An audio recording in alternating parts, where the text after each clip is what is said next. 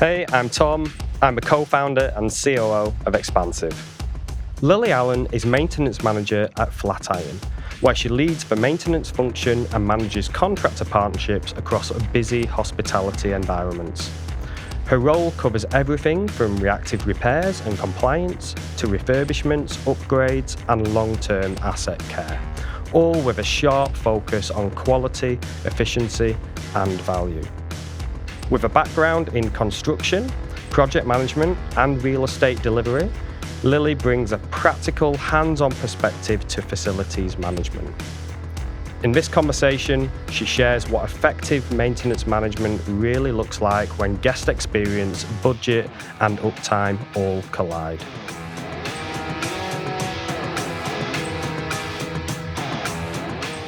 Lily, nice to meet you, and thank you for joining the FM Fix. How are you? Thank you for the invite. I'm good, thank you. How are you? I'm excellent. Thank you very much.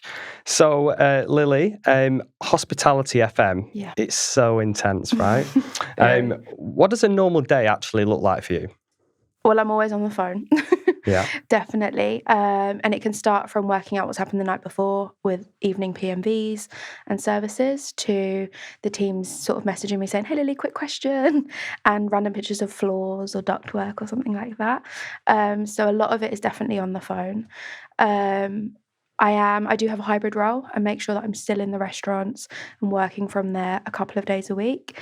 So that does mean I can sometimes be running around London like a mad woman in between appointments. But that's really great because it means I get to see what's going on. I get to just look over what's happening on the jobs and the quality of finish, and spending times with the ops team, which is really important for me because I believe that our department serves as a support function to them. So it's really important that I am there on the ground, speaking with them, getting their feedback on what's going on, what maybe is taking a little bit too long, or something that they might not be happy with, or alternatively things that they're really happy with. You don't usually get that much as you get complaints to speak, but it still is really good fun to sort of be in the restaurants and see the teams regularly. There's a lot of emails. I think we live in a world that's really connected now, which is great, but with that connection means that you do have a lot of conversations and communication at any one point in the day. So if it's not on the phone, it's definitely on the emails. And then on our CAFM platform, and checking in on what's going on, status of jobs, constantly updating my asset lists and checking in on those. So that's my usual day. It's still really nice to hear, isn't it? But it's such a people business. Yeah. You know, it's all about relationships and communication. And as you say, it's so important because when something happens and it's affecting them operationally, it's those relationships with my internal team that, one, they'll know I'm taking it seriously, that I understand it is causing a strain on them doing what they need to do, but also externally with my maintenance partners, they know if Lily's calling and it's in the evening or it's on the weekend, she doesn't really want to be calling me, so there must be something going wrong. And then if you do have those good relationships, more often than not, you can get to a resolution, I feel, quicker. Is it 9 to 5? Never. I don't think it's ever going to be 9 to 5 because if the restaurants are operating, there'll always need to be a means of escalation. But I'm really lucky that I work for a company that acknowledges it's not a 9 to 5 job, but they do lots of things to celebrate the hard work from the teams. One thing that I love is that we close all the restaurants one day a year and we have our summer party. And that's so fun because you see everybody, you're partying together, and the company put it on to say, like, thanks for your hard work. So it's about knowing both and having balance, I think. Love it. What's the biggest misconception that people have about maintenance roles in hospitality, do you think? Well, I definitely think sometimes it's the hours. But I also think it's that at its core, it's all about relationships. The team need to be comfortable to be able to come to me and say, this isn't working and I'm not happy about this. And I need to be able to have that relationship with them where we have the space for them to do that. I meet with our ops managers at least once a fortnight. but I tend to speak to them every week. And we have a whole section of our catch-ups dedicated to escalations and speaking about things that maybe have just missed the mark and understanding what the effect that has had in the restaurants. But also on the whole, I'd like to say I have quite a good relationship with our GMs. And so that's really important as well, so that I can understand what's going on. A year ago, I created a role within the business called the maintenance leads. A bit scary because it had never been done before, but I noticed in the restaurants that had one person that was a junior member of the management team that mainly focused on the maintenance, led the relationships with our maintenance partners. They were the restaurants that I got the best feedback from what was going on and seeing reoccurring patterns and knowing what was happening. So from that, I rolled the roll out, and now every restaurant has a maintenance lead. And so that really helps because we are connected and I can know what's going on. I love that. That's a you. really nice idea. I've never really Yeah. heard that before. So they still just they could be just a normal member Yeah. of staff doing what they do. Junior manager, they still report into the GM, so the GM still oversees, but they are in the day-to-day focused on keeping those relationships with our maintenance partners, being a link between front of house and back of house. So if there are services that are being booked in over email that's going to affect the kitchen teams, letting them know so they can plan ahead, and then just generally keeping an eye on things and actioning PMV report actions, etc. Nice. And they do really well at it. That's great. And so I suppose that means you know who to have the conversations with, right? And then you're not getting lots of different mixed messages from other members of staff. And Definitely. Sometimes one of the most frustrating things in the really early days when I started was that I could be at a restaurant in the morning and there might be something going on, and it was actually when the person who was overseeing that issue came in the afternoon, I'd heard about it. So we definitely wanted to combat that and just put some more engagement and communication into the maintenance department, and it has completely done that, which is great. I meet them all quarterly and put on a training session, and they are with each other in that session so they can speak to others. We play some games, we look at updates and what's coming next. They very honestly tell me what they want to see from the department, so that's good as well. But yeah, it's a great role. It's worked really well for us. that's great. Yeah, so I think if you have things in place like that, you can still be in the detail and get that feedback when you need to. And I think for me, with being a company that has a pipeline of new restaurants coming, still having the ability to know what's going on the ground was really important. Love that. And it passes a bit more accountability back onto the restaurant as well. And maybe it doesn't feel Definitely. like it to them, but because you've got a dedicated point of contact. Definitely. And a lot of our maintenance leads, when they came in, they were a junior member of management, and they have used it as one of the things that they have taken control of to show, what they've achieved. And they have since become GMs, etc., which is great for the business. Selfishly, I'm sad that they then don't become a maintenance lead anymore. But what they do is they teach everything they've learned to another junior member of management. And so it's really great because we have these people coming into the role that are excited and want to own something, and it gives them that opportunity to do so. They have those relationships with our maintenance partners. Our maintenance partners know those people in the restaurants, and so it helps with the communication at moments of stress, that partnership is felt on both sides, and we communicate with honesty and respect. You never know, it could be a future FM in there as part of those maintenance leads. You definitely could. And I think I didn't come into FM with the traditional route. That's typical, isn't it? It's difficult. So I came in through construction, and then I realised I was really interested in what was happening afterwards and like how the teams dealt with that and working with the ops team. And that is how I became a maintenance manager, because I realised I had a real passion for that. And so I definitely think it's important to have this role so they can see, oh, there's this whole industry out there where you are doing, a really junior level of that. And it shows them what's available. That's really great. Thank you. Lily, what tends to get deprioritised and shouldn't? I had a really hard think about this one. When I was a little bit more junior in my career, I would have said like self-development and time to do additional learning. For me, I'd put that to the back so that I could get the day-to-day done.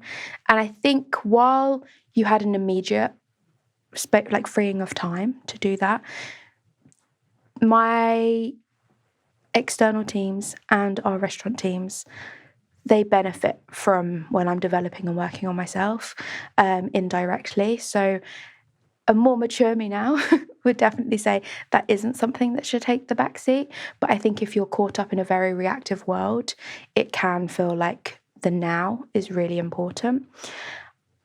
I think my admin will always take a bit of a backseat. And I'll use my work from home days or my sort of admin focused days to catch up from the week. But sometimes that can take a bit of a backseat to deal with the urgent. But ultimately, I found that forward planning, so I now look at my diary 4 weeks ahead, gives me the best opportunity so that anything that needs to be prioritized can be, and I don't overcommit too much, because I think one of the biggest soft skills you need in FM is time management and to learn what works well for you and what doesn't. There will always be emails, there will always be phone calls. And if there is a large reactive issue that's happened, something that's happened overnight, it can throw off your plan for the morning when you're trying to deal with something and get an action plan in place. Even worse if it's threatening trade. And so dealing with those emergencies can be something that then threatens your day, but it's about knowing, okay, that's happened to me before and then it's put me back for the week. How can I make sure in my diary that I'm allowing for these things that might happen and it not affecting my whole week? Did it take you a long time to sort of really learn those soft skills and, put the noise to one side and Yeah. concentrate on what really matters? Definitely. I mean, you have to make mistakes to bounce back and know what to do differently. I think it took me a strong year to realise, something could happen in the evening, and that's gonna really affect my morning. And so I think it allows me, that first year at Flatiron, it allowed me to say what does work, what doesn't work, and continuously you're developing and understanding. If I have a day where I'm going to see the team up north, then I need to make sure I have some extra admin time that week so that I know, because train Wi-Fi isn't always so reliable. No. That actually I'm probably going to need a bit of catch-up time, and just making sure that you allow for that means that hopefully nothing that could become a priority does get deprioritized. So in a similar way then, how do you stop everything from being reactive? So I think for me, being in the detail is really, really important. My asset lists are incredibly important. To know the age of my kit, to be able to look at from a snapshot, how many call outs has this had? Are we replacing key parts on something that is actually quite old? Being able to look at that and map it is definitely important. And then feeding that information into our budgets is incredibly important, because if I have a restaurant that has pretty much all of its kit coming up to the useful life cycle, that restaurant might need a higher budget next year because we're expecting they're going to have to replace things. The repairs might not meet the value of the kit anymore. So that's definitely important. The assets is one of the easiest way to forward plan and to reduce such a reactive life cycle. I think the other thing that I've learned over the last couple of years, especially in hospitality maintenance, is that as soon as you have an event that might cause downtime or an emergency, building an action plan and then really fact finding and delving into the detail is so important to be able to understand what you can do differently and to take those learnings and to do something with it. It's easily said, but at a time when you are looking at budgets and costs are really analysed, you have to be able to look into the detail and explain to your stakeholders, this is going to cost more money, but this is important because of all of these lessons learned we've had recently, and take them on a journey with it. And then it's up to them. Yeah. But it's really important to have that level of detail and to make sure that you're following up with action plans and thinking about how you can avoid it. That's it. The detail's important, but being able to then put that into a plan that somebody who's not in FM, somebody in the senior leadership team can understand, that's another skill in itself, right? It really is. I think when you're in the detail like I am, I often speak to my line manager and I start explaining things, and when we talk about taking it to stakeholders and things like that, she'll say to me, I know you're so in the detail, but you will have to look at this from an alternatives perspective, which is somebody that's not in that detail, and taking them on the journey, starting with the why you need to do something and painting the picture. I think in FM, we are always on alert. We are always watching what's going on. And you can have educated guesses based on past experiences of what you think might happen again. And it's using your data to explain to others how you've got there and what the impact of that might be. I also think another really important thing is we have a lot of people in industry that have been in industry for a very long time. Utilize those experts. I often refer to all of my maintenance partners as a jack of all trades and a master of absolutely none. Yeah. I don't need to be an expert in these things. I need to have a good level of detail to be able to explain it back to our ops team and to our stakeholders. But I have surrounded myself with a really good level of expert in terms of my external maintenance partners, and I rely on them consistently. I consistently say, I've had this problem, it's happened a couple of times. If money was no object and I really wanted to fix this and I wanted to stop it happening, what are the weird and wonderful ways we could put something in place to stop that? And it's about listening to that and then thinking, how realistic is this? Can I take this to the business? Is it something that I can implement? Or is it unachievable? So when you're taking that data to senior leadership, how do you tell the story, for it to work in your favour, to secure those budgets? And I think you have to lead with the why. Why is this important? What is it going to achieve? How have I got here? And work through those situations and explain where you've gotten to, what advice you've used, and really show them a before and after. So this year we've implemented a few trials on things, some PMV servicing and some different types of equipment. And then we've taken that to senior stakeholders and said, this is our data from the trial, this is our team feedback, this is the way we'd like to move forward. What's your thoughts? It's the same with when we trial something with our maintenance partners. We trial a new process. They'll be really honest and say, hey, yeah, this works really well, like the maintenance leads. Or they'll say, no, Lily, we don't want to keep doing that. And it's fine for that to happen too, and to hear no, or to hear no, not yet, because we want some more information. It helps you grow. It helps you see where you are short on information and explanation. But I think it's basically storytelling. That is the easiest way to take senior teams on a journey with you and explain why something's important. what makes a good contractor relationship from an FM perspective? Honesty has to be there on both sides. So you have to be able to ask questions and to take feedback from them as well without being defensive. You have to actively listen, and you have to set time aside to be able to have those conversations. So with my maintenance partners, I meet with most of them quarterly, if not every 6 months, for the sort of specialist trades. And we go through their performance data, we go through if they're on track to target, and I start the session with, what feedback do you have for me? Is it that I'm inconsistent with my emails? Is it that the team could be doing more? Are we missing something key that is making it harder for you to achieve the stats or the targets that I have given you?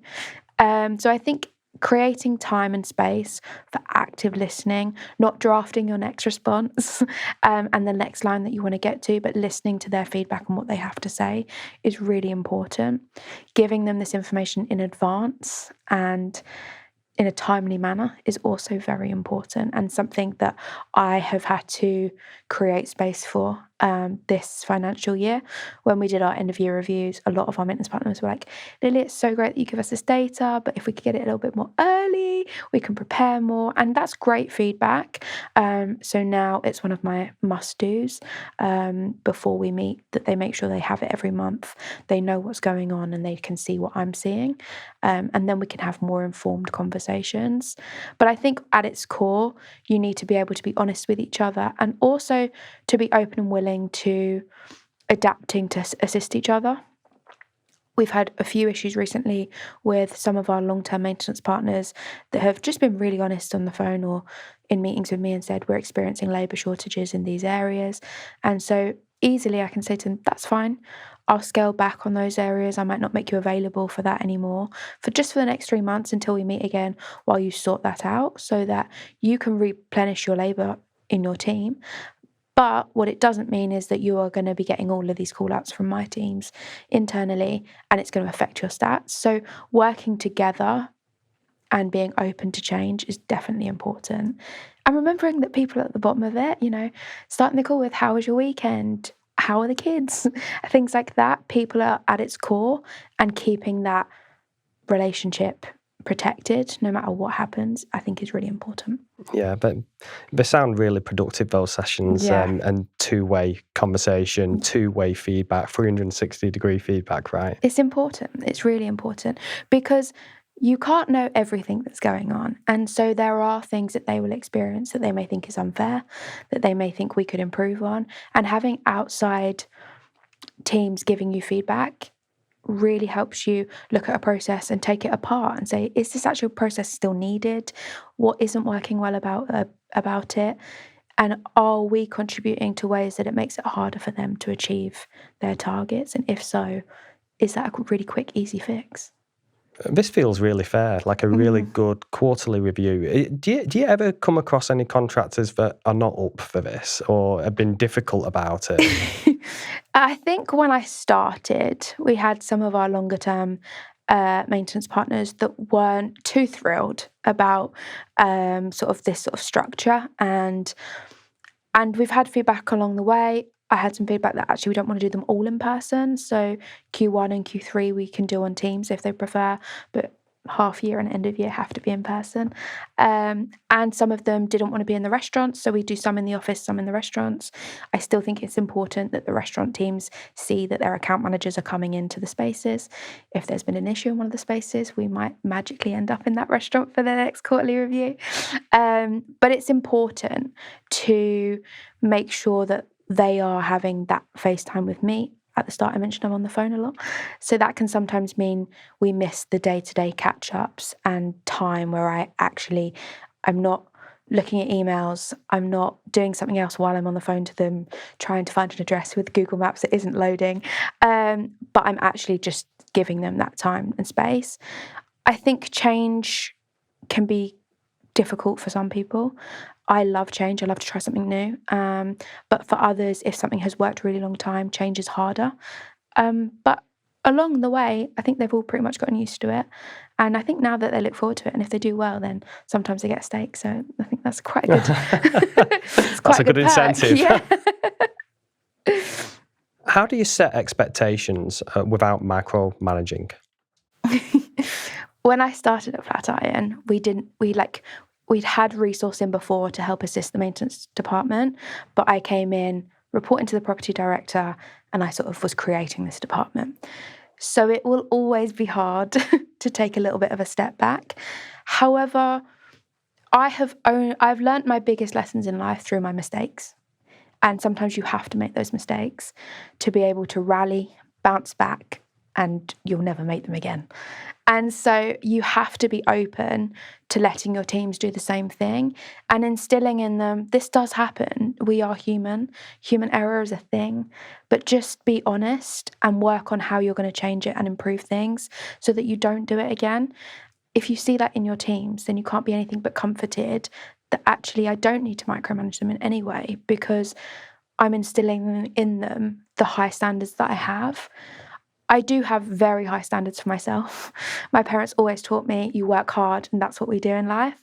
And so I see any piece of work I put out there to our maintenance partners, to our internal teams, external teams and advisors as a reflection of me, which means it has to be top tier. Yeah. I have to be proud that this is a great representation of me. And instilling that in others and coaching them into that can be harder. But I think I've got to a great place with most of my maintenance partners where I say, you are a reflection of me because you are a part of my team. And so if it's not going well, that is also reflecting that my team isn't going well. And I think when you start to have those partnership mentalities, you set goals, you're actively listening, and you create space for people to be honest and to learn from their mistakes, you get to a point where you don't need to micromanage because they either want to be a part of the team or they don't. And then you work out where they are. What would you say are the early signs that a contractor relationship is not working very well? So I think if I have to chase them regularly, I'm noticing a drop in communication. That's the earliest sign that things are not going well and that there's something going on in the back, in behind the scenes that we're not aware of. I think because I spend a lot of time in the restaurants, I can see the quality of finish of new things, and I'm always very much in the detail on things. I pick up the things that are new in a restaurant, adjustments that have been made, and very quickly I'm scanning around and seeing things that my teams have inputted. Silly mistakes with quality of finish also shows that maybe there's something going on, there's a training missing. That level of detail, I can start to build a picture in my head that something is going on behind the surface, behind the scenes even, that is affecting their ability to meet their targets and be the strong maintenance partner I'd want them to be. Because we have quarterly reviews, it's picked up in quite a timely manner. And I'm not afraid to pick up the phone and say, hey, now what's going on? I've noticed these things. I've had to chase you quite a lot recently. That's not like you at all. Is there something going on that I need to be aware of? Have you got a lot of staff sickness? Is there anything I can support with? And also leading with what can I do to help is really important as well. Because I have maintenance leads in each space, I have a regular stream of feedback. And that's also really important because I have people on the ground that are saying, hey, this person's come in, they've fixed the problem, it's great, we don't need to worry about it anymore. But then I also have situations where they say they came in, they weren't very organised, they didn't really know what the job was about. And so from that level of feedback that I consistently receive, good or bad, I can definitely see where patterns are forming and we maybe need to spend a little bit more time in our quarterly review together. Do you know what I find really interesting in the industry is how many service providers FMs work with, because it can change quite a lot. Yeah. Some FMs use a handful, maybe Yeah. less than 10, and others have got well over 100. Yeah. And the way that you work, surely there must be a good number. Yeah, I think there is. I think I have a lot at the moment. So I'd say we're definitely focusing on nurturing those relationships and making sure that they are the best they can be.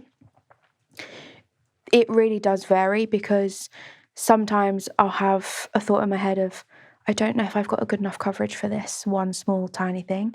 And then I'll just start going into that, looking into it, and I might onboard somebody just for that.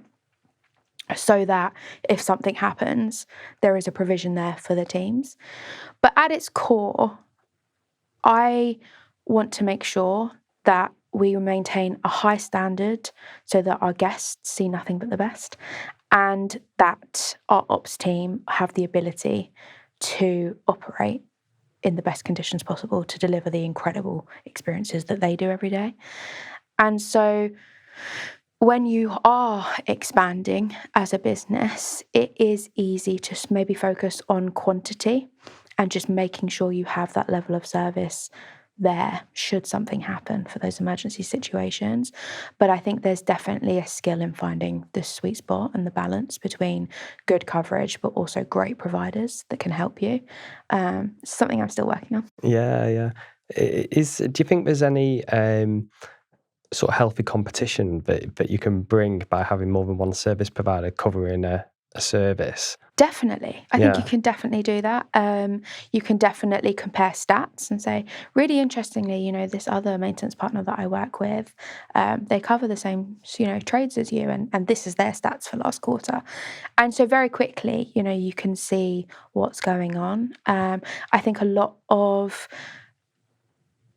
businesses like ours now are starting to tier contractors, Gold Star and things like that. A lot of my maintenance partners, when I introduced, they were happy to tell me, oh, I'm a gold contractor for so-and-so. And I'm like, great. But what it means is it creates that healthy competition. And it's a real quick, easy way for the ops team to see what's going on and who's the best or who's just achieving really great stats. And time after time is not a concern or a worry. Allegedly. So it gives a really great snapshot to the teams as to who's working well, and it also creates a very healthy competition amongst our external maintenance partners. You place a big emphasis on communication. So Why would you say it is so critical in FM? Because I think ultimately at its core, us and our external maintenance partners, it's a partnership. When we launched our sort of maintenance inbox for our teams, which meant that not everything just came to me, it's a monitored inbox that we have where both internal and external teams can CC, so we can see what's going on. We can assist in chasing on both sides should it be needed. And it's a point of escalation. When we installed that, I changed the way that we refer to contractors to maintenance partners because at its core, it's partnership. We are in a situation where something is not working and it is probably creating stress on our ops team, and we are reliant on somebody else attending our restaurant and helping the team and breaking down what's happened and being responsive and clear, ordering parts, potentially getting back there quickly if they need a revisit. And so you rely on those relationships on a Friday night sometimes, or into the weekends, Christmas time, whenever it is, you rely on those relationships to make sure that you are getting the best level of service and supporting the ops team. Communication is important for an FM because at its core, it's you knowing what's going on and how to fix something. And so, especially in reactive situations, I don't know if you can over communicate because the ops team will need to know and they will need to be able to work out, where we've had times where glass washers have gone down and we've had to plan labour for an extra weekend just to have somebody there washing glasses. And that's a huge addition to the team in terms of workload and planning. And so communication and knowing when things are going to happen and how they're going to happen allow the team to plan better around what they need. I'd like to ask you a personal question. Go for it. How do you switch off? Because hospitality is so frantic. Yeah. FM is frantic. Yeah. But hospitality especially. Yes. I think. What do you do? It's really hard because I love what I do. So I can go into the restaurants for a meal with my friends and I'll just start looking up and they'll go, stop it. And they'll go, just enjoy yourself. But I think if you really care about something and you are really passionate, it's hard to switch off because you enjoy it so much. I love my job. I love what I do. I really like the industry. I love the connections I've made from it. And I wouldn't really change anything. However, decompressing, not thinking about that one email you've got to send late in the evening is hard to do. For me, I love to read. That helps me. Just sort of, I try and read on the train in the morning and on the train home. So when I'm commuting, just to try and put some boundaries in place. And ultimately spending time with friends definitely helps because you're catching up and you're not really thinking about that HVAC unit in the back of one restaurant. But yeah, I think it's a journey, although sometimes being obsessed with something is great. And I love that too. I did see on your LinkedIn bio that you were a dedicated reader. Massively. Any books you recommend? So I'm doing a lot at the moment around mindset and development. So I've read quite a few books and just seeing what's out there in terms of different types of mindset. Work Like a Woman by Mary, I don't know her surname. Really, really great book. It really highlights sort of, as a woman, some of the things that we do, like where we over-explain or we feel the need to apologise for putting an alternative point of view in. And it really helped me sort of define some of the things that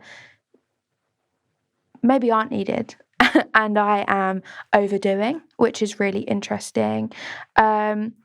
Controversially, there was a book that I read called The Kremlin School of Negotiation, which is an interesting read. I don't know if I take everything from it, but it was also really eye-opening on different types of negotiation tactics that really fed in quite easily to conflict resolution. And at times where you are maybe getting different accounts of something that has happened between your different teams, conflict resolution is very, very important. So that book really helped me with developing those skills. That's so interesting. Yeah, I love it. So, yes, we do have a closing tradition on the FM Fix. We call it the reactive round. Okay. So, not much thinking, you just got to answer. You ready? Ready. What's one mistake FMs make when trying to cut maintenance costs? Not looking at patterns when they look at P&V budgets. For sure, the patterns in each restaurant might have its own quirk, for example, and a one-size-fits-all approach to planned maintenance visits and asset servicing is not going to work in all of your estate, especially some of your unique spaces or older kit. That might need a little bit more love and a little bit more review. So looking at your data, looking at the patterns and going from there and realizing, what does this show me and what are my must-haves with my stakeholders when I look at budgets? What soft skills have helped you most in your role? Time management is one that I will always work on. I don't think I have nailed that yet, but I do think it's one that you constantly have to work on when there is so much happening at any one time. Conflict resolution will always be important because you are fact finding, you are working out the crux of a problem, what's happened, how do you avoid it, and there can be different accounts along the way as to how you've got there. So I think conflict resolution is really, really important. I also think leading with compassion and personality is really important. I think we live in a world where we should definitely celebrate that we're all really different, because if we were all the same, it would be really boring. So leading with passion, leading with humility, being who you are is really, really important. And I think throwing that into your relationships work-wise is really also very helpful. When I first started and first met some of my maintenance partners, I love an acrylic nail, and they were like, "Oh, they're long." And I was like, "Yeah, I love that.